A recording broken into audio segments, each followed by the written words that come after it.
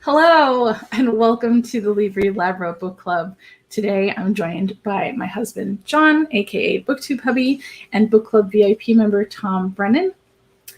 And before I jump into the book that we're discussing, as a reminder, we do this every month. If there is a time where you'd like to join the chat live with us on camera, you can do that by becoming a Book Club VIP member. And you can do that by visiting patreon.com/Libri Labra. We do have a few different perks.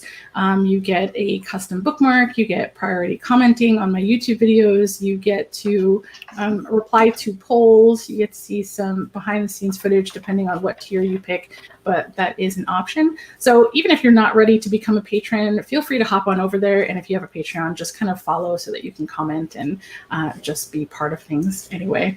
We also have a Goodreads Chat, which is where we take turns nominating 3 books a month, and then the community gets to vote on which one we're going to read. And that's something that's also a perk of being a patron. So today we are talking about Regretting You by Colleen Hoover. So this is not the latest book that she put out, but it's the one right before it. I had an opportunity to nominate books for September. It is my birthday month, and I really wanted to read a bunch of like contemporary romance and contemporary stuff. And so I'm excited that I had an opportunity to do that and that we're all going to be discussing it today. So, Tom, you know what? I'm going to let you go first. What are your initial thoughts? By the way, go ahead. I was just going to say Colleen Hoover is my favorite author, which is one of the reasons that I nominated her book. Which I believe I should defer to you because I don't want to poison the well. Hold on, we have John Saxon in the chat from Australia. Hi, John. I don't know, why am I typing it and saying it too? Hi. So thanks for joining us. Okay, so my initial thought was that this book didn't feel very Colleen Hoover to me. Okay. I think I absolutely love her books because she has this way. It's kind of funny because she swears up and down that she's not a romantic in any way, shape, or form. And it's very possible the stuff that she puts in there is almost like just kind of mocking romance.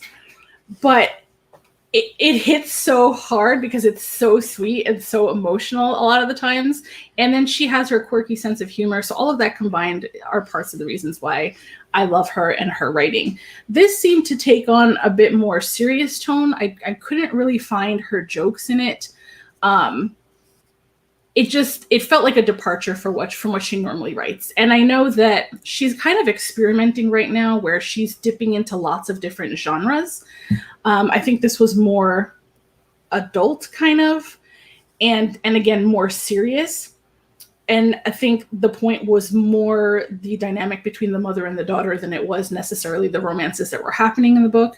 She's also kind of diving into like paranormal and I don't know what her last book was, but she's done a thriller as well. So she's really just kind of playing around in lots of different genres. So it would make sense that not all her books are going to feel exactly the same.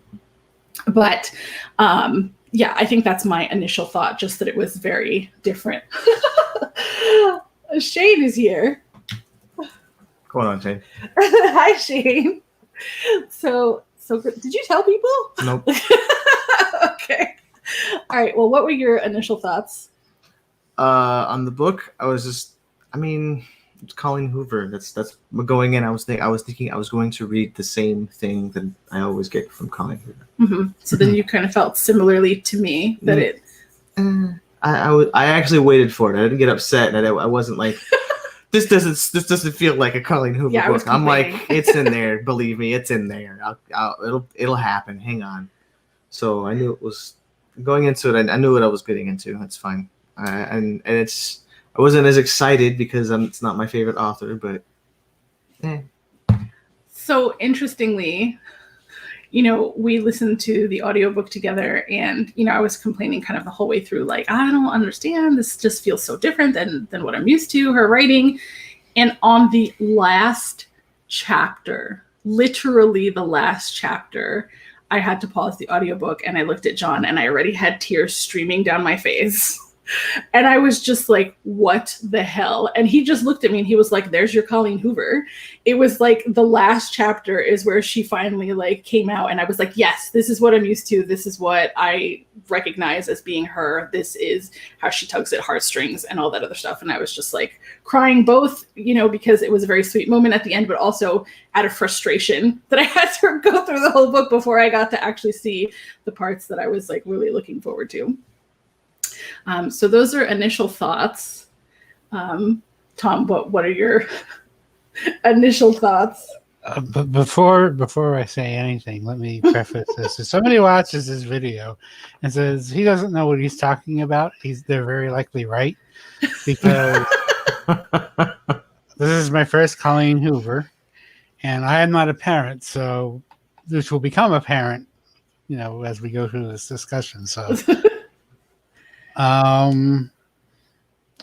mean, I was entertained. There were some things which we will talk about that's like, what the hell, you know, but so yeah, it wasn't a hating game experience. Let me put it that way. Okay. Well, that's good. Yeah. I did not speed it up to 3x just to finish it. Out of the way. That's funny. That's the only book I've done that with. So, and no, the point of this is not to dump all over it. It you know, it did have its moments, but that's one of the things I was really, really wondering: is this the way she normally writes? And you know, and so my question as I was reading this is, what do you see in this that I'm not? Apparently, because this is your favorite author or one of them, right? Mm-hmm. Okay. Yeah. So. Yeah. So I mean, like, you know, if you just left out the last chapter and we were just looking at the book from everything, you know, prior to that, then it just felt like kind of your average contemporary. And, you know, there was stuff going on. And again, yeah, I was entertained, but it didn't feel like hard hitting like I'm normally used to. John, we usually get into the ratings at the end, but, you know, if you don't stick around, I think we can do ratings really quickly. It's fine. What? For me, I that's a 3-star. It's not, didn't jump out at me. Wasn't amazing. It wasn't. Okay. It was cute. It was a good story, but. Tom? You know, I purposely did not put my stars on my Goodreads review. I know you didn't want me to say, okay, if you want to reserve your rating all the way till the end, that will be fine. I noticed you did that. I was like, darn it. It should be, you know, based on what I've already said. Yeah, I think that should give you an idea of what I would give it. But I would give it a 2.5, but I rounded up to 3. Okay. Me. So. I think I was going to give it a 3. Oh. But the last chapter. Okay. I think the last chapter made me feel so much that I would probably bump it up to a 4. Okay. But I think for the majority of her books, I've given them 5. So for me, like a 4-star is a little bit of a stretch, but also it just kind of feels weird that like almost like a missed opportunity. But a lot of people still seemed to love it. So I don't know if they're new to her work or what. Like they don't know what they're talking about. It wasn't as much as what would be her roller coaster in this. Like I feel like this is like more often than not, she actually ties like a bunch of different scenarios together to where your emotions are going up and down. But this one it didn't have that. It was more of a serious focus on a specific story and the perspectives involved in that story. And what really a parent would have to go through with something like this happening. So it didn't have that. Yeah, because as we were reading it, John kept saying, like, just wait for the twist, just wait for the twist. And that's what we were doing, because almost all of her books have a twist, but then there's a twist to the twist. So it's like, she almost always throws something at you that you're not expecting. Even though some parts might be a little bit predictable in some areas, she always surprises me with something. And so we were kind of holding out for that that next twist, which they're really I mean, the ending, I guess, was. There really wasn't a twist on the story I expected. It was just a matter of it like that one chapter gave more perspective on a different character than what you were expecting from, because you've seen everything from Clara's perspective, so you got to see everything from Miller's at that point, and that was the cute time. Okay, now I get what you're referring to, I think. Did you also listen to the audiobook, Tom? I did. I did not like the mom's narrator. I felt like, I don't know, Clara felt very natural and familiar, and like you could really feel the emotion, but the mom just felt very stiff. I don't know. I think she was probably nervous about having to do multiple characters. Wait, it was the same person? I thought it was two different people. No, it was two different people. Oh. But when she was reading dialogue for other characters, she was... That sounded so weird.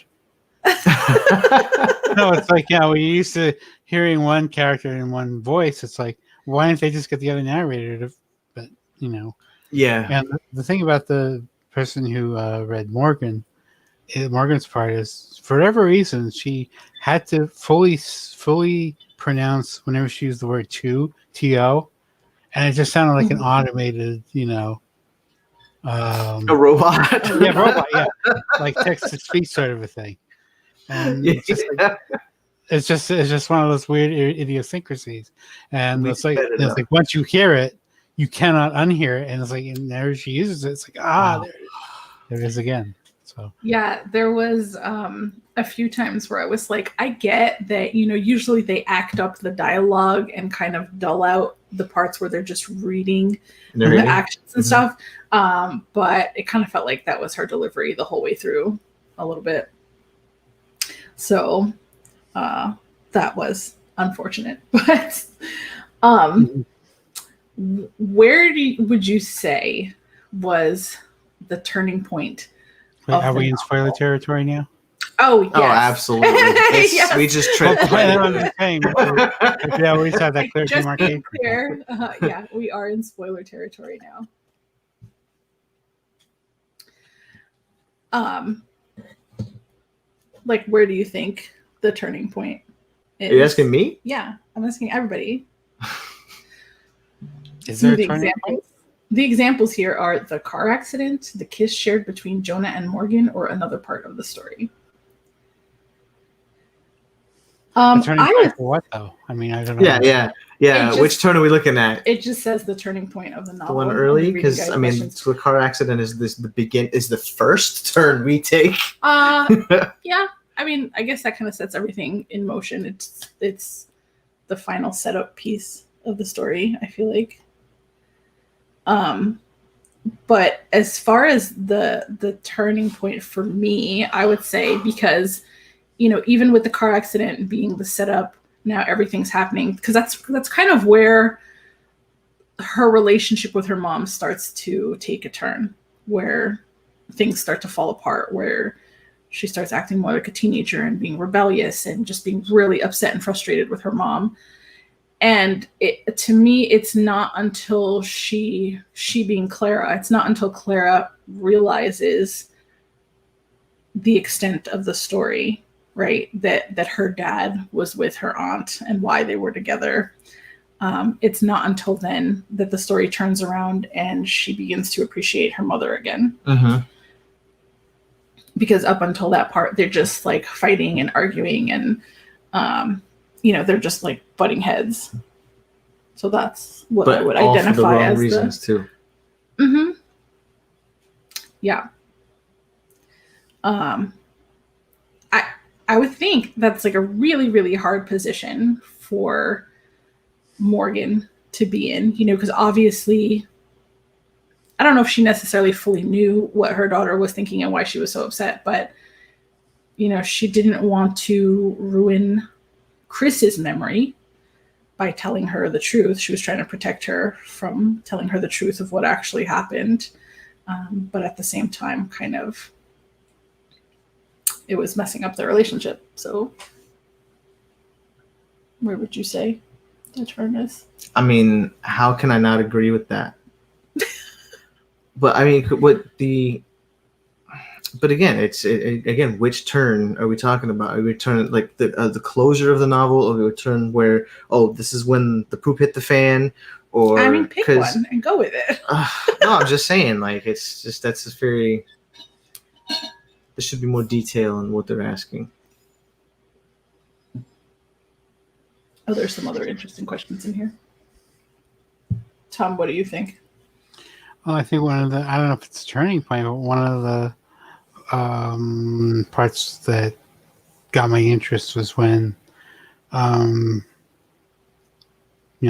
was revealed that Elijah wasn't his.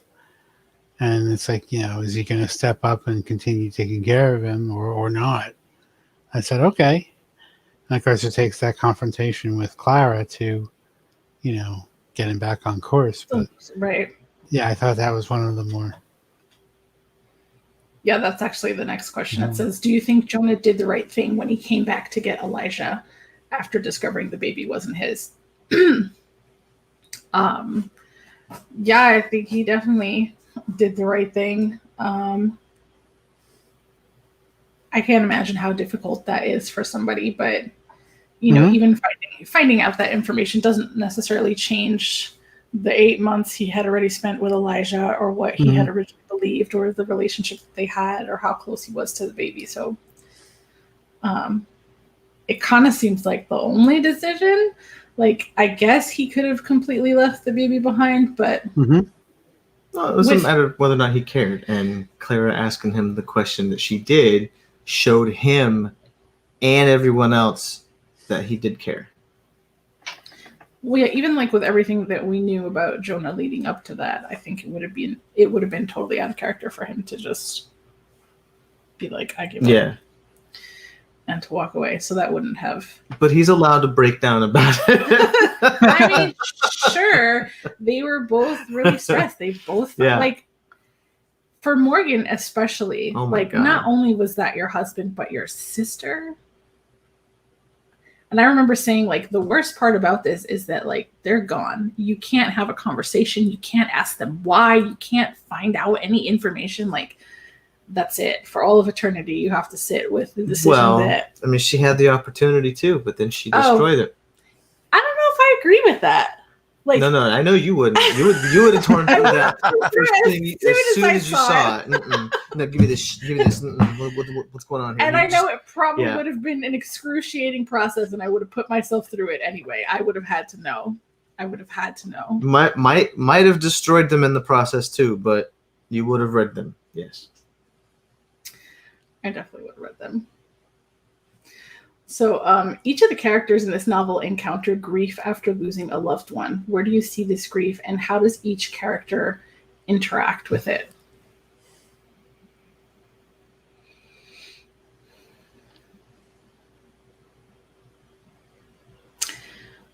I feel like for Morgan, it was a little strange. Because even though she did commit herself to Chris and to marrying him and to raising Clara together, I think there was overall this feeling that maybe she had settled. So I'm sure that her grief was also accompanied by guilt. So it was probably like a very just super emotional experience, and then even further complicated by the fact that she also lost her sister that day. So like, just the amount of betrayal and potential guilt and then grief on top of that, like, that mixture just has to be terrible. It sounds volatile.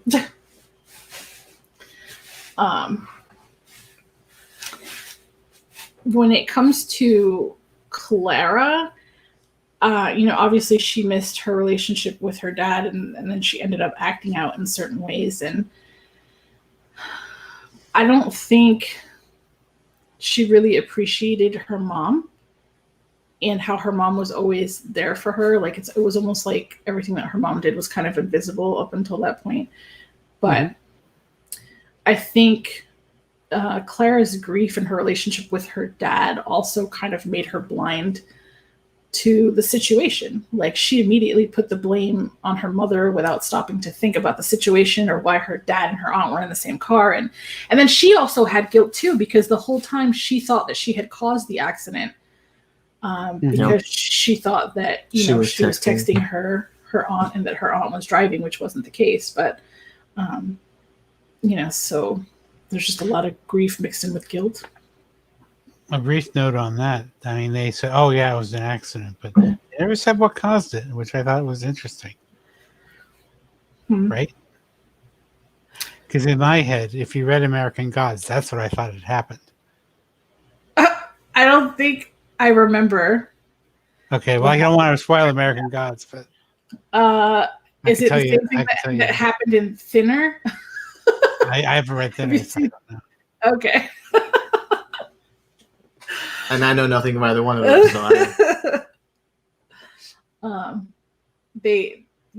accidents happen when you're not paying attention to the road. Because exactly.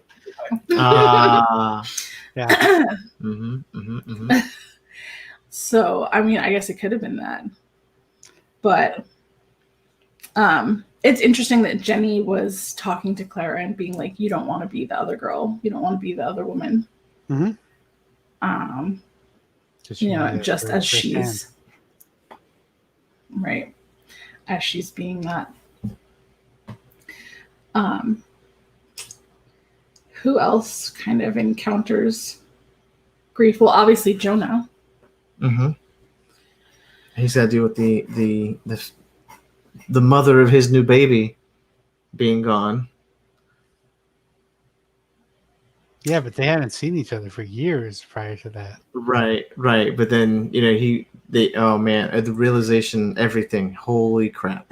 But that poor guy.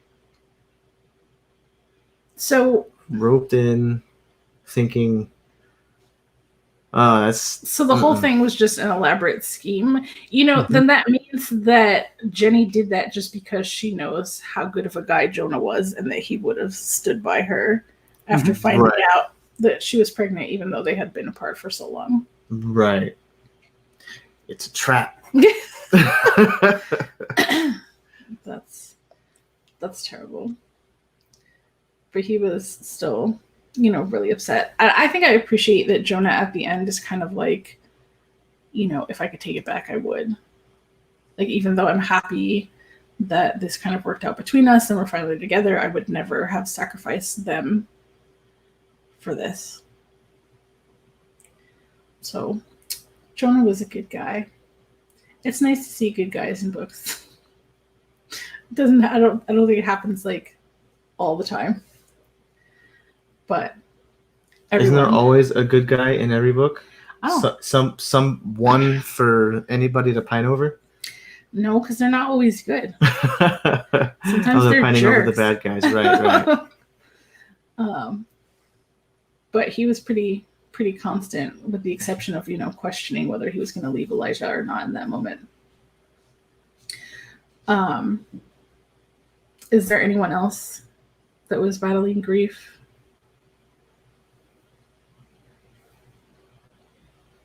Or encountering it? Did they interact with it any differently? I mean, like, Clara was totally acting out through her grief. I think not so much grief, but knowing what's to come. Miller with his grandfather. He's expecting his grandfather to go soon. So,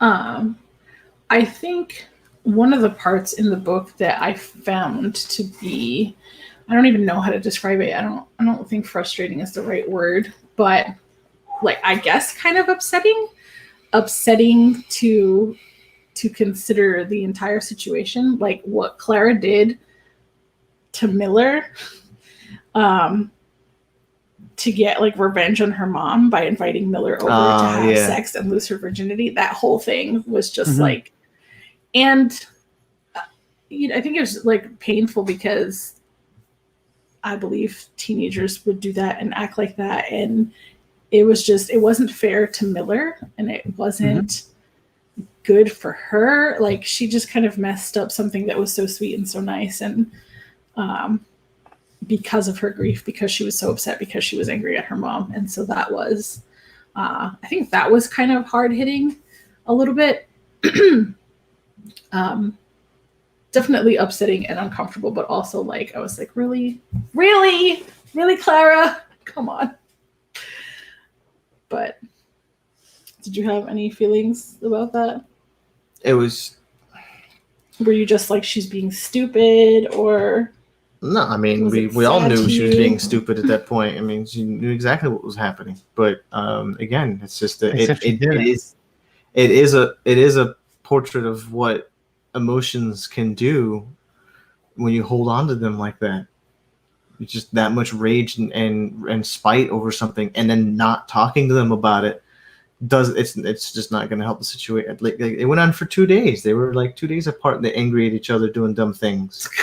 Like, I don't know. It's just how humans do that. It's just what happens. So why do I have thoughts on it? I mean, it's just I feel like that was probably Clara's most immature moment in the whole book. Especially when you consider that she was the one that showed up at Jonah's door to like talk some sense into him. So I don't know. What was good? That had more to do with her, I think, than him in a sense too, because that didn't fit with her sense of moral, like what's right and what's wrong. Too. Sorry, John. Go ahead. Now I was just going to point out that they went through that. I thought that right there was going to cause more conflict, because he would end up telling Clara what the truth was and what was going on. But he came to his senses and didn't say anything. And, he went through all that without exploding too. So Jonah's definitely got a plus whatever to his character. Plus 10 patience. Sure. Yeah, but it took that incident with her birthday, and granted, yes, it is her birthday and such, but the fact that she was acting out so badly, Miller had to tell her, it's like, look, you're the instigator in this. You're not the victim. Yeah. So, and that took her a while to process, if she ever processed it fully at all. So. And this is kind of like out of nowhere, but what did you think about him moving the city limit sign? I feel like that's kind of a glimpse of Colleen Hoover, because the oddity of that, like in the beginning of the story, you don't think that's really going to matter much. Change anything, do anything? Yeah. Yeah, but the fact that there was a callback to it at the end, I think that's, that's kind of how she works. Yeah, you have to. You have to close that, because you can't open that just going, what was he doing with the sign, and then not have it have anything to do with anything later. Right. It was that would be ridiculous. I mean, I think it was ridiculous anyway. Right. That he was like, there was a point to be made and some pizza to be had. Mm-hmm. Plus, it illustrates his character, in the sense that he wanted something and he was willing to do that to get it. So, which makes it surprising that he wanted Clara for all that long, and he waited for her essentially. No.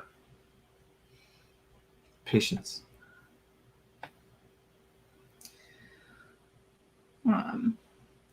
The grandfather wasn't like a huge character, but he was him. Actually. I liked him because he has a lot to do with how Miller came out, considering his dad was in jail half the time. Mm-hmm. So Miller's story is there, and you just gotta look for it. Well, plus he's the end game. I mean, literally the end game for Miller, in the sense of his will. So heir. Yeah, that was funny. That's all you're gonna get. Heir. What does that mean? Mm-hmm. I was like, are they just spelling heir wrong? So this says Clara and her mother's relationship were very rocky throughout most of the novel, but do you believe that's because they were so alike or because they're so different? You can go either way with this. Because she ended up with some of Chris's traits and was combative.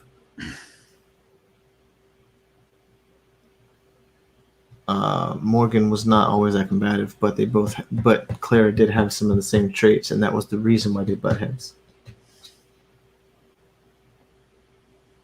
Excuse me. I would say it was kind of because of how different they were.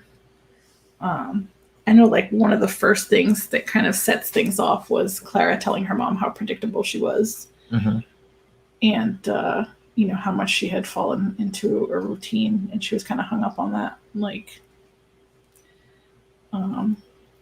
talking crap about that, not realizing, like, why or how it was, like, for her or to take care of the family, or how selfless she was in doing the things that she was doing.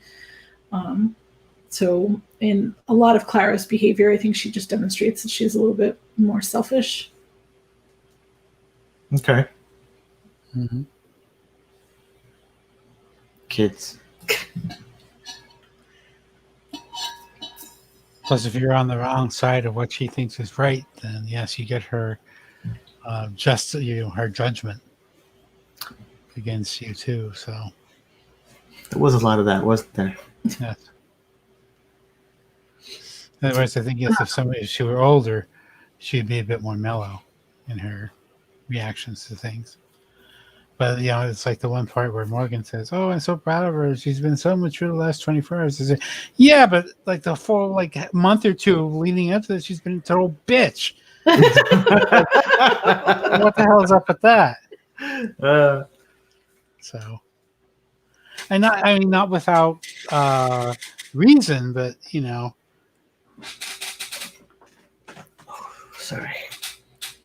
My back is telling me I'm leaning too far. I mean, obviously, a lot of the conflict would be resolved if Clara had just been like, "What's going on here? Yeah, if they were what's happening here?" Yeah. And it's like, you know, Jesus Christ, don't you watch TV or movies at all? Don't you know that, like, when you keep secrets, it always ends badly? You know, and, you know, it's like, you know, when they're talking to Elijah, it's like, well, okay, yeah, we're going to keep it secret that, you know, Jonah's not his actual father. It's that he's going to grow up. He's going to figure out, somehow he's going to find out he's adopted. And he's going to be really pissed at you for not telling him before then. That's the way that's going to play out. I mean, I think that, you know, it's just easy to fall into this area, especially with teenagers who, you know, are still living at home, but definitely have more of a sense of autonomy in regards to what they're doing and what they want. And they start keeping secrets. And then, you know, sometimes it's like, as a parent, you don't want to have to justify all your decisions, especially to someone who is that much younger than you and may not understand the full picture, may not have had the life experience to understand the shades of gray. And so that's why, like, I don't think, I mean, Morgan didn't really know what was going on either. She wasn't sure what was happening between her and Jonah or all of it. Like, I don't think, yeah, she had feelings for him when they were younger and she knew that there was something there, but I don't think she really understood the full extent of it as it was happening, because there was so much more emotion that she was dealing with from the loss and the betrayal and everything else. Which I would have liked to have had a few more chapters of them as kids. Morgan and Jonah and Chris and Jenny. I mean, because even with that one chapter, more insight. Okay, yeah, because you know, when I was reading the book, you know, it's like, why is she doing what she's doing? It's like, oh, and she says, look, when I found out I was pregnant, that became my top priority. It's okay, I get that, understood. What the hell happened before you got pregnant? I mean, clearly you have feelings for this other guy, and it's pretty clear that he has, you know, feelings for you, but you're not doing anything about it. Well, I mean, they were each like privately acknowledging kind of that they had perhaps picked the wrong person, or that the couples were mismatched. Right. But I know Jonah at one point said directly to her, I think we ended up with the wrong people. We have it backwards or something. Yeah, we had something like that. But at that point, it was like too late. It was too late. By that time, she had already committed. But even in the first chapter, I thought it was interesting because it's clear that in this case, opposites did not attract. Because Jonah and Morgan were essentially the same people, and so were Chris and Jenny the same people. So.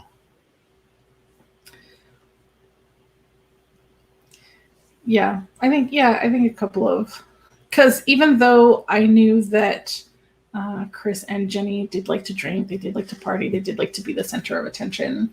I guess it would have been nice to maybe get another chapter to see how they were connected. Yeah. But I think the car accident and their affair was kind of supposed to be a surprise. So if it was too clear, then that would have kind of taken away from that. Right. Right. I understand that too, but maybe like another chat where actually someone actually read the letters. Like someone decided they were going to read the letters, and then we found out at least a little bit more information on their behalf versus both of them being complete assholes. Why do you think she chose to make Morgan not read letters? I have a hard time wrapping my head around that. Because to me, there's nothing that ends. Because there are a lot of people that are not like you, and that would definitely not want to put themselves through that kind of torment. But was it just to imply that she was so satisfactorily happy at that point that she didn't want to? Correct. Like, that it didn't matter anymore? Correct. I wouldn't say so. Like, so much happy in that it doesn't really have a bearing anymore. They're both gone. So it didn't matter. Right, it doesn't matter. What bearing does that have on her life anymore? I mean, and that was private stuff between them. I guess it could stay that way. And now that they're both gone, I mean, neither one of them can really justify what they were doing, or they can't. Right. And that's actually probably a lot too. Reason why we don't have as much info towards them is because we don't know their story. Like we're supposed to be left with the. They've been running around with each other behind Morgan's back. Oh, poor Morgan. But I mean, apparently this is 17 years of loving somebody else. It was really painful for her to finally kind of see the red flags that had been present the whole time, that she just never acknowledged, like with the painting and with her sister being like, you don't know Chris, like I know Chris, like. Yeah, jeez. That should have been flagged right there. Like, wait a minute, excuse me. Or even there was some other story where they had said something about, are you excited about tomorrow? Yeah. Yeah. She thought it was talking about going back to work, but it was them spending the day together. And that's that's messed up. Yeah. That cements that they were assholes, but yeah, but it also shows that they are people who put themselves first before others, as opposed to Jonah and Morgan, who put the other people ahead of themselves. And there's good and bad to that too, because I know some people personally who put others ahead of them to their detriment. And it's like, well, you got to take care of yourself sometime too, right? Because if the caregiver does not care for themselves, who will? So. I think this question is kind of interesting. It says, Morgan and Chris were... Oh, do you think Morgan and Chris were justified in fearing for Clara's future when she told them she wanted to pursue acting?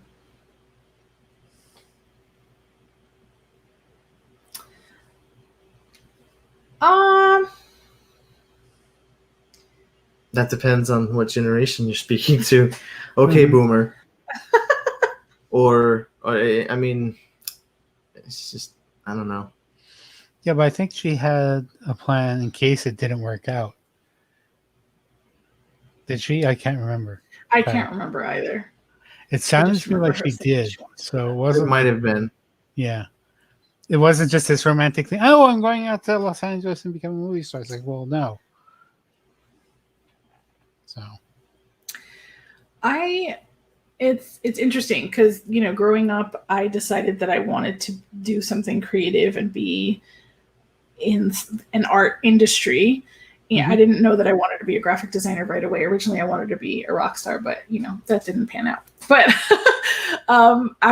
when I was in high school, I decided that I wanted to go to art school. And I remember kind of fighting with my family about it because they were like, art school, like, no, you have to be a lawyer or a doctor. Or you have to be like something really important. What the hell are you going to do with art school? And so it took a lot of convincing. And in the end, the only reason I was able to go to art school was because it turned out to be cheaper than the school they wanted to send me to. Well, there you go. so it worked out. Wow. And you know, even still going to art school, it took me a while to figure out which path I wanted to take, because I enrolled in the fine arts program and I took lots of painting classes and drawing classes and like sculpting classes, and I was kind of like, this is not where I see myself going either. So, you know, eventually I pivoted to graphic design. But the reason I even bring that up is because I remember that experience, and now, like, having my own kid, if he had said he wanted to go into graphic design or web design, I wouldn't have had an issue. If he had said he wanted to go into film, I wouldn't have had an issue. But he wants to do music. And as much as, like, I support him and I want him to be successful and, you know, he's still going to do his thing, I do have concerns. I am concerned. Like, is he going to be able to make a career at this? Is he going to be able to, you know, to really take it somewhere to be able to provide for himself and make a living off of it? So, like, He's got plenty of opportunity at this point, So anyway, I'm just saying, as a parent, I kind of get the concerns, especially if it's not something that either of her parents would have done. Like, they can't see that path because they've never tried to go down it. Right. So, so I totally get that. But even if they had, they would have said, hey, I've been down this road and it's not easy. And so either way. Right.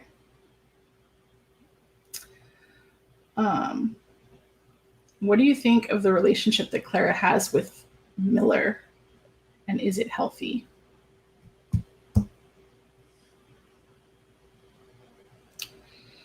I think it was meant to be seen as the healthiest relationship that she had at the moment, so that she can keep going back to him and doing it with everything without issue. She was the one doing all the bad things, and he kept getting the blame for it through his mom's eyes. But I really think that he was there for that emotional support. So yes, it was healthy. But the fact that he let her do the things that she was doing may not have been. But he was allowing her to get out her emotions before getting involved. It's very interesting. I mean, I think he's still... Oh. So Shane says, if mumble rappers can be successful in the music industry, your son should have nothing to worry about. It's true. What was I about to say? Oh, her relationship with Miller. I think, you know, he obviously had an ongoing thing for her where he thought she was epic and he maybe was a bit infatuated. But when it came down to it, like when he discovered how she was trying to use him and stuff like that, he actually spoke up and set a boundary and said, hey, this is not cool. Right. So, you know, as long as he's able to maintain those boundaries, then I think, then yes, it's healthy. Yeah, everything he was for her was pretty healthy. Outside of the fact I didn't consider whether or not his part of their relationship is healthy. Because he did make it seem like very creepy at the beginning, but see, at the beginning when he revealed, like 20 years ago, that would have been the cutest thing in the world. Now it can be seen as, oh my god, you're a creep. Yeah, you're a stalker or something like that. Yeah. I was curious about how you felt. Well, how do you actually feel about it? Like, forgetting what society feels about it, like hearing About his story, what how he's he done, behaved, and what he did. That was adorable. If she's a willing participant in this, Yeah, exactly. That's the big if. I'm saying, the most like, important part. that's what I'm saying, though. If she really didn't like have the same feelings for him, that would be creepy AF. So, it's just it really, it's all situational. So it's really hard to say that was a cool thing or not. I mean, yeah, it was cute. It was adorable. It was a very romantic gesture. If they end up romantically involved. I mean, 3 years is a long time. Like, patiently waiting. I mean, I guess he explains that he was friends with, I don't remember what his girlfriend's name was, but we've already forgotten the girlfriend's name. But what's really funny is that just recently Colleen Hoover posted something on her Facebook page where she was telling men not to reach out to her to send their love interests her books. Because, like, apparently stalkers have been reaching out to her saying, send this person oh my like God. signature copies of your books because I really want to be with them and they love your books and da da da da da. But the female's not wanting that attention. So she had to be like, she had to say, I will not participate in this. If the person does not want your attention, you need to accept that and move on. Like, yeah. Yeah, so those creepy guys who have fallen in love with the people in the past without the other person being involved in that falling in said love, they think this is that's a cute thing to say. Oh my God, no. So no. I mean, you know, obviously Clara had a thing for him too, so it worked. Right. It worked out. Right. But that's what makes it really. Okay. Right. Exactly. I think for a good portion of, you know, the beginning of their story, I thought he was just a player. Like, I thought he, you know, like, as the more we got to know Miller, we saw the that sucker he in the was, mouth, like, the lean back, the confidence. Yeah, okay. That's how he came off to me in the beginning. Like, very nonchalant, very confident, very. Well, everybody loves him. But it was interesting to kind of see the rest of the story where he seemed a bit more insecure and, you know, a lot more empathetic and. I don't know what word I'm looking for. I think he had a lot of these qualities the whole time. He seemed more mature. He seemed more mature than Clara too. Of course, Clara's, you know, in a position here where, you know, her personality is altered by her experience, but, you know, he's the one who's not necessarily caused her, but an enabler of her. Okay, you want this? Okay, I'll do it. I'll help you do it. But, you know, when they're together, he's the one who's, are you really sure you want to do this? And, you know, all that sort of a thing. So, you know, he has the emotional IQ, I guess, or EQ, I guess, to say, hey, you know, you called me over here to get back at your mom. It wasn't for us to be together. Mm-hmm. Right. So he has more going on under the hood than one would expect, which I thought was, you know, made him a more compelling character. Mm-hmm. So this novel contains many tragic and emotional situations. Were there moments that were difficult for you to read or that you related to emotionally? I think I related to just a lot of the conflict between Clara and the mom, mostly just based on Morgan, mostly just based on assumptions and miscommunication and not being completely honest. I can remember hating my mom for a lot of things. So I understand where Clara was coming from. I understand why Clara was so upset and why Clara felt so betrayed. And there's definitely a moment growing up where, you start to see your parents as the human beings that they are. And I think that's tough. I think that's you grow up and if you have a relatively functional family, then you kind of grow up feeling like your parents are your heroes and that they're perfect. And when you start to see their imperfections as you get older and you start to acknowledge them as human beings with their own dysfunctions and issues and stuff, I think that's kind of heartbreaking and almost kind of just like pulls off the veil of completely kills the world. Yeah. So for children. So I relate to that. And as I said previously, I would probably say the part that was most upsetting for me was Clara orchestrating that whole thing. Like that's where I was like, that was the part that was the worst thing in my opinion, is the fact that Clara is going through thinking all of this and Morgan is trying to protect Clara from all of the information that's going on, giving her the wrong perspective on what's going on between her and Jonah. So it's that I think was the twist that I was dealing with, is just the idea of how much information, like how much it can be twisted just from a little bit of info being held back. But it's also the kind of thing where it shows the difference in age, the again, back to maturity, in the sense that, Morgan could have easily said, oh yeah, you know what? Here's what really happened. Not to give her the truth of the situation, but to hurt her. Right. Like Clara did with Miller to hurt her mom. It's just, what should have been done for one reason was done for another incorrect reason. But she didn't do that. So, but one of the I think one of the most poignant lines that I read in the novel was when Morgan realizes that, Clara goes to Miller for comfort, not her anymore. But she realizes that's a change in their relationship, but she's also glad that she has somebody to go to. I thought, all right, that was really well done. Yeah, especially since Miller was getting shit. Like the whole book, people were like, Miller, that kid's no good. Poor Miller. All the adults, anyway. The worst thing he's done is move to city except for limits. Jonah. Jonah defended him. Oh, that's true. Yeah.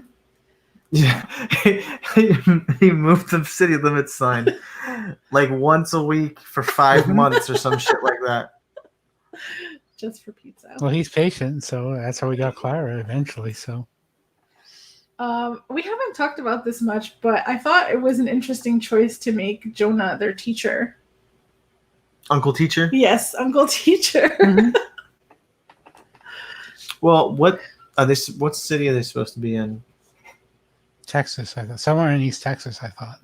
Okay, so a smaller city, I'm guessing. Yeah. I'm like that would probably be how that would happen, because that would happen if someone would move back to a smaller town like that. That's usually the place they go. This is a teacher position. But that's gotta be hard. Like, the teacher-student dynamic is already what it is, then trying to also deal with like a relative. Like that's gotta be difficult. Well, there wasn't a direct relative per se. Right. But so the final question is, what message do you think author Colleen Hoover was trying to make with this novel?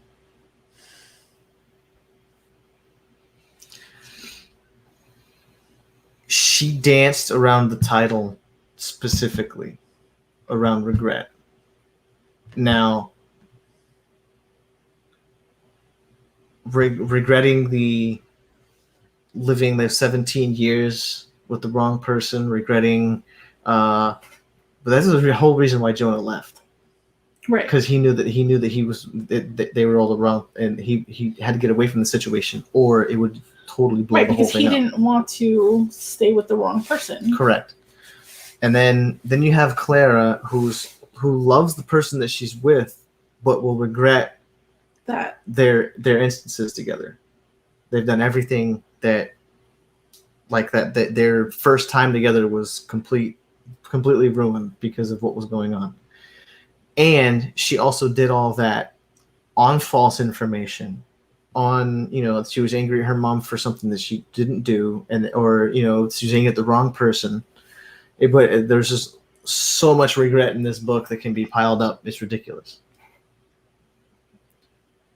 But I don't think it was a matter of teaching anything specific outside of you can be on both lines of that and not actually regret the person that you're with, you know? Like she even said that I don't regret my life with Chris, but I'm definitely glad that it's moved on now. Mm-hmm. And now then you can look at Jonah being the main character here and not the other people. But Jonah coming back into all of this and him regretting not pushing it in the past or before Chris got her pregnant or Jesus. There's a lot here. Okay, so regret. Regret. We're just going to sit on regret. Different forms of regret and processing regret. Yeah, but maybe that's it. Yeah, well, the most obvious one, which seems to be answered by the book, is does Morgan regret having Clara? Right. No. But the book answers that pretty succinctly. So. Right. Right. I think that was my initial thought when I was like, "Oh, a mother-daughter book." She had a child young. Like when I heard the title, I thought it was going to be between them. Yeah. Yeah. Yeah, but she actually tells Morgan actually tells Jonah that I'll never, regret you. Toward the end of the book, so Chris is the regrets. The regrets. No regrets. So yeah, do we want to just recap our ratings one last time? You said 3 stars. 3 stars for me. I Same. I said 4 stars. We got 3 stars, 3 stars, and 4 stars. Well, still that's pretty good. It's not like 1 star and 5 star. So any final thoughts? No regrets. I think I just have one question. Would you consider reading any of her other books, Tom? Uh-oh.